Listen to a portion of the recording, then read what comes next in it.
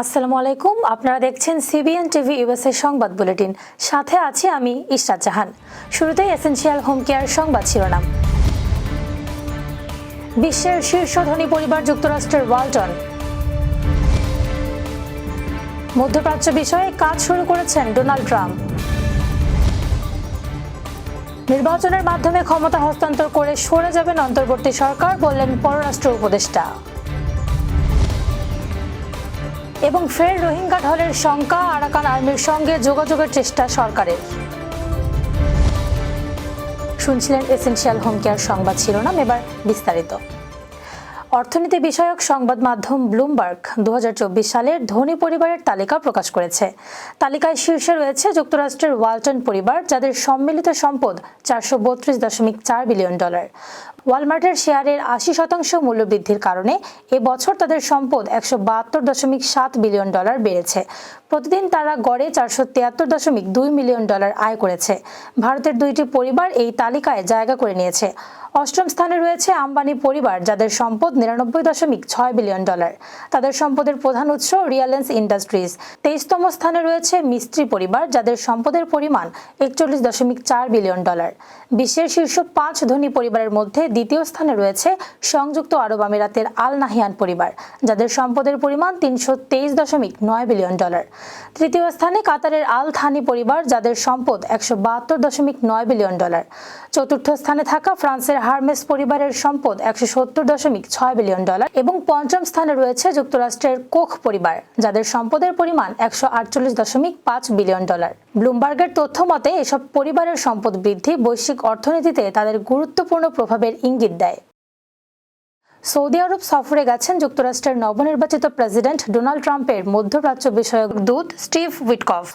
সফরকালে গত বুধবার তিনি সৌদি আরবের যুবরাজ মোহাম্মদ বিন সালমানের সঙ্গে সাক্ষাৎ করেন। এই বিষয়ে জানেন এমন দুই সূত্রের বরাত দিয়ে গতকাল শুক্রবার মার্কিন সংবাদ মাধ্যম অ্যাক্সিওস এই খবর প্রকাশ করেছে। আগামী 20 জানুয়ারি যুক্তরাষ্ট্রের প্রেসিডেন্ট হিসেবে শপথ নেবেন ট্রাম্প। তিনি আরব ও মধ্যপ্রাচ্য বিষয়ে তার জ্যেষ্ঠ উপদেষ্টাদের একজন হিসেবে বেছে নিয়েছেন মাসাদ বুলসকে। বুলস তার মেয়ে টিফানির শ্বশুর। বুলস এই সপ্তাহে কাতারের প্রধানমন্ত্রী মোহাম্মদ বিন আব্দুল রহমান বিন জসিম আল থানির সঙ্গে সাক্ষাৎ করেছেন বলেও খবর প্রকাশ করেছে অ্যাক্সিওস। নির্বাচনের মাধ্যমে রাজনীতিবিদদের হাতে ক্ষমতা হস্তান্তর করে বর্তমান অন্তর্বর্তীকালীন সরকার সরে যাবে বলে জানিয়েছেন পররাষ্ট্র উপদেষ্টা তৌহিদ হোসেন। শনিবার দুপুরে নরসিংদীর বেলাব উপজেলা প্রশাসনের আয়োজনে অনুষ্ঠিত মতবিনিময় সভায় এই মন্তব্য করেন তিনি। পররাষ্ট্র উপদেষ্টা তৌহিদ হোসেন বলেন, সরকারের লক্ষ্য হচ্ছে চূড়ান্তভাবে একটি নিরপেক্ষ এবং সঠিক নির্বাচনের মাধ্যমে ক্ষমতা হস্তান্তর। এটা নিয়ে সন্দেহের কোনো সুযোগ নেই। আমাদের প্রথম কাজ হচ্ছে দেশে স্থিতিশীলতা ফিরিয়ে আনা। বাংলাদেশ ভারতের বর্তমান পরিস্থিতি বিষয়ে পররাষ্ট্র উপদেষ্টা বলেন, আমরা সব দেশের সঙ্গে সুসম্পর্ক চাই, সম্মানের ভিত্তিতে, সমতার ভিত্তিতে। সেই লক্ষ্যে এই সরকার কাজ করে যাচ্ছে। ভারতকে আমরা স্পষ্ট বার্তা দিয়েছি, আমরা ভালো সম্পর্ক চাই, তবে সেটা দুপক্ষেরই স্বার্থের ভিত্তিতে।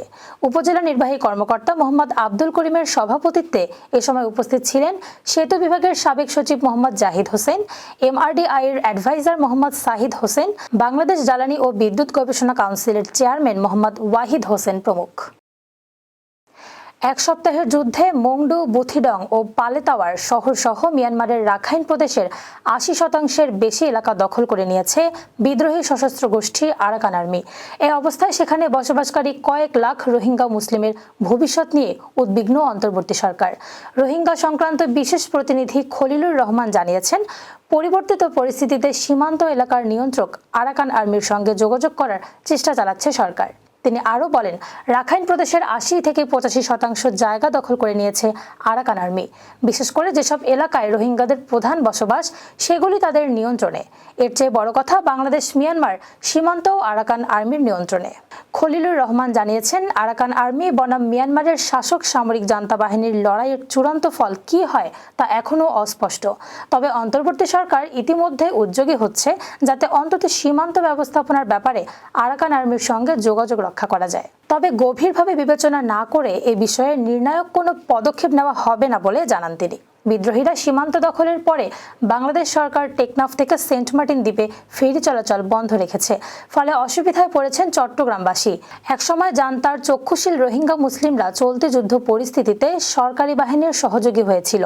Arakan Rohingya army, Arakan Rohingya salvation army বা আরসা এবং রোহিঙ্গা সলিডারিটি অর্গানাইজেশন বা আরএসও যোদ্ধারা গত 6 মাস ধরে বাংলাদেশ সীমান্তবর্তী এলাকায় জান্তা ফৌজের সঙ্গে কাঁধে কাঁধ মিলিয়ে বিদ্রোহীদের বিরুদ্ধে লড়েছে, যদিও তাতে শেষ রক্ষা হয়নি।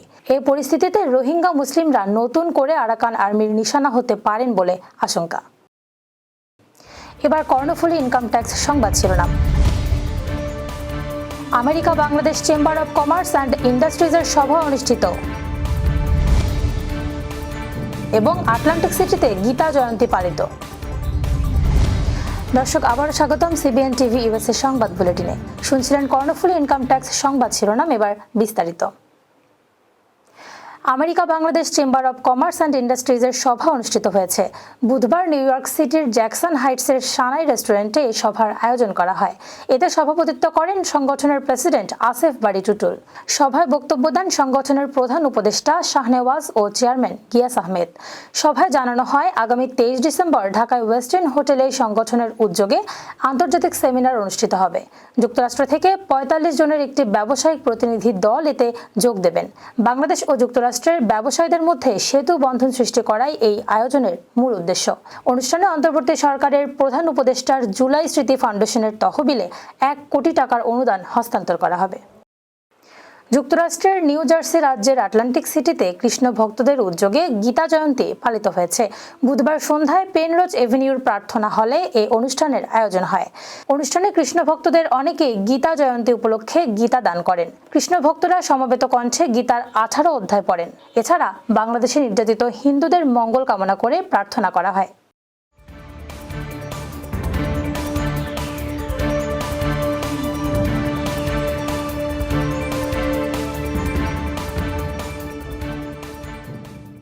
প্রতিদিনের উল্লেখযোগ্য ঘটনা কালক্রমে রূপ নেয় ইতিহাসে। চলুন এক নজরে দেখে নেওয়া যাক আজকের দিনে ঘটে যাওয়া উল্লেখযোগ্য কিছু ঘটনা। আজ শহীদ বুদ্ধিজীবী দিবস। 1971 সালের এই দিন দখলদার পাকিস্তানি হানাদার বাহিনী ও তাদের দোসর রাজাকার আলবদর আল শামসরা বাংলাদেশের শ্রেষ্ঠ সন্তান বুদ্ধিজীবীদের হত্যা করে। দেশের বরেণ্য শিক্ষাবিদ, চিকিৎসক, প্রকৌশলী, সাংবাদিক, শিল্পী, শিক্ষক সহ বিশিষ্ট ব্যক্তিদের তাদের বাড়ি থেকে তুলে নিয়ে চোখ বেঁধে অজ্ঞাত স্থানে নিয়ে নির্মমভাবে নির্যাতন ও হত্যা করা হয়। পরে তাদের লাশ রাজধানীর রায়ের বাজার, মিরপুর সহ কয়েকটি বধ্যভূমিতে ফেলে দেওয়া হয়। দর্শক, এই ছিল সিবিএন টিভি ইউএসএ সংবাদ বুলেটিনে। শেষ করছি। পরবর্তী বুলেটিন দেখার আমন্ত্রণ জানিয়ে এতক্ষণ সাথে থাকার জন্য ধন্যবাদ সবাইকে।